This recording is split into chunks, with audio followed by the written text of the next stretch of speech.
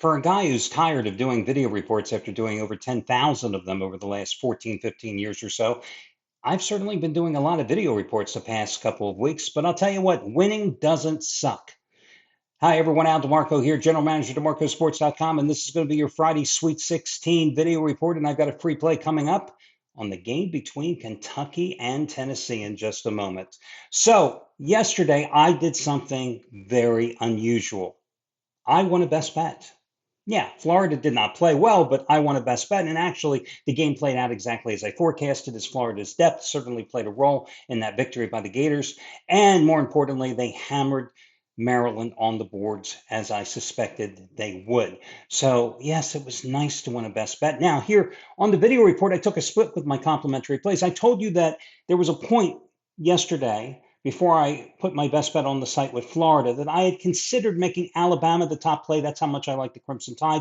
They were the top play yesterday. And of course, that game played out exactly as I told you it would. And then my second complimentary play, the second of the two plays, the lower rated release was on Duke. And you saw what happened with the Blue Devils. And I'm telling you, Duke took down a lot of gamblers, a lot of handicappers when they failed to maintain that double digit lead. And instead of covering the 9.5 point post, they won what? Only by 7. So I can't really complain, however, because I've been just a little hot with the complimentary plays. Updating you on the numbers here. Overall, 36-11 with my last 47 plays in all sports. 16-3 with my last 19 in college basketball. 14-2 in the dance. Yeah, 14-2 in the dance with Kentucky and Tennessee coming right up. Let me just remind you, if you want to get my top play and the top plays of all the handicappers and all their analysis for free, and you have not done so yet, you can do so over at DeMarcoSports.com, taking advantage of the 2-day free all-access pass. Today, the pass costs $109, right? You get it for free if you choose today. But the choice is yours. You get to choose the 2 free days. You can do Saturday and Sunday. You can do day and Saturday, whatever the choice. It's yours. I can't oversell the word free enough. So if you've never taken advantage of the free offer, do so now. And should you have any questions, you can always contact customer service over at DeMarcoSports.com. Now, in terms of your complimentary play today, let's get right to it. I am going to take a look at that game, and I'm going to go with Kentucky plus the 4.5 points against Tennessee. Now, that game goes at 7:40 Eastern Time in Indianapolis at Lucas Oil Stadium. There's that school of thought that says it is so hard, like, for example, in the NFL, for a team to beat another team twice. Once in the regular season, once in the postseason, or to beat them 3 times if they're a division rival, right? There's that school of thought also in college basketball where same applies. It's hard to beat them twice or 3 times. Well, that's a situation that Kentucky finds itself in tonight.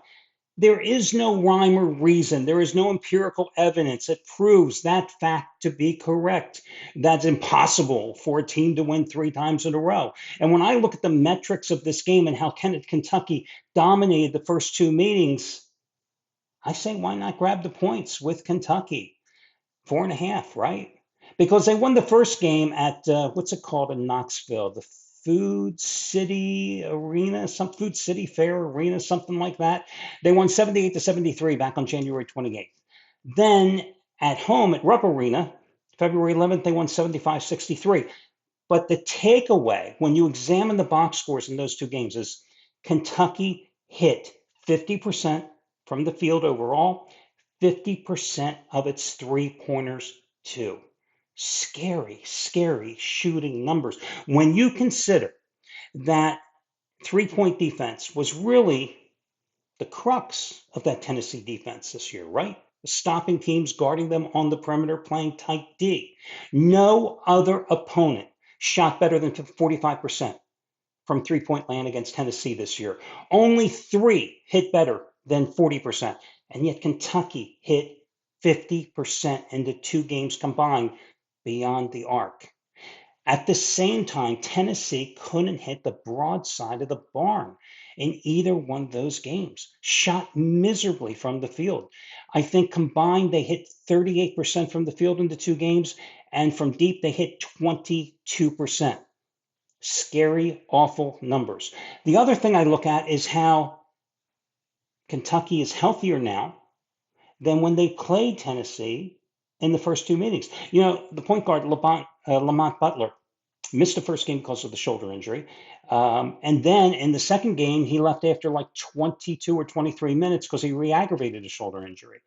And then their starting power forward, Andrew Carr, played 89 seconds in the first game, still bothered by the back, only played 19 minutes in the second game. So I'm looking at a Kentucky team that is healthier, a Kentucky team that in the first two games of the tournament continued its hot hitting from the outside, shooting over 38% from 3-point land in the first two games of the tournament. And I look at a Tennessee team too that whenever I think Tennessee, I think Rick Barnes, and I keep asking myself, when's the last time Rick Barnes has won a big game in the latter stages of the tournament? Always seemingly has a lot of talent, but when does he deliver? I just don't see it. Now, I think I could believe seeing Tennessee maybe pulling off a win, but I will gladly take the points, just like Arkansas last night, and think maybe Arkansas, and think another game that goes right down to the wire. So Tennessee would be the play. Now, a lot of you guys ask about baseball. Quick couple of words here about baseball. Right now, you can see at the top, if you haven't already noticed, there is a video about how baseball betting strategy has changed and how you have to adapt to those changes and the best way to bet baseball. I shot it last summer. Nothing has changed other than in the video I said that I had won 17 of the 22 years since I created the site. Well, I won again last year. I have turned a profit 18 of the 23 years since I created DeMarcoSports.com. I've been betting baseball since I was in high school. It is the easiest sport to make money on. I've told you that many, many times. The problem is most handicappers put up their shingle that says, hey, gone fishing right after March Madness or shortly after the NBA playoffs are done. They don't want to be bothered because it's a grueling exercise of being devoted day in, day out during the summer. I love doing it. It's my favorite sport. If baseball was a 365-day-a-year sport, I would never retire. It's like the Netherlands. It's my favorite European country, but only in the months of July and August. The other 10 months, screw it. I never want to go to the damn country. But seriously, baseball is so damn easy to make money. And there's nothing better than building your bankroll at your bookmaker's expense. So when you come into college football, you're playing with somebody else's money. However, I don't come out of the gates right away with a lot of baseball plays because there is no value for me picking when a number one starter is playing a number one starter, and number two starter is pitching against a number two starter. I like to wait till everybody goes through a rotation once, take a look at how everyone's performed in real life situations. But spring training, where you used to be able to evaluate the performances of pitchers 15, 20 years ago when they were stretching out and going 6, 7 innings, that's not the modern game we have now. So you really have to look at how guys have performed in real game situations, their first turn through the rotations, where you have the mismatches, and then the odds play more in your favor. Listen, I loved the Dodgers last night. I didn't say anything about it because why would I play Blake Snell at minus $1.60? But I certainly wasn't going to play the Dodgers on the run line. Coming back from Japan, I didn't know what to expect, and you saw what happened. It was a one-run game. It would have been a loser. And the only way you could have played the Dodgers was on the run line because who in the right mind is laying $1.55 and $1.60 in a baseball play? Personally, I never wager more than $1.35. That's really my cap. Occasionally, very, very rarely will I go $1.40. So inevitably somebody will write in and say, hey, Al, what do you like tonight? Is there any baseball game that stands out? Probably the one game that stands out to me is one of the games that stood out to me yesterday, the San Diego Padres.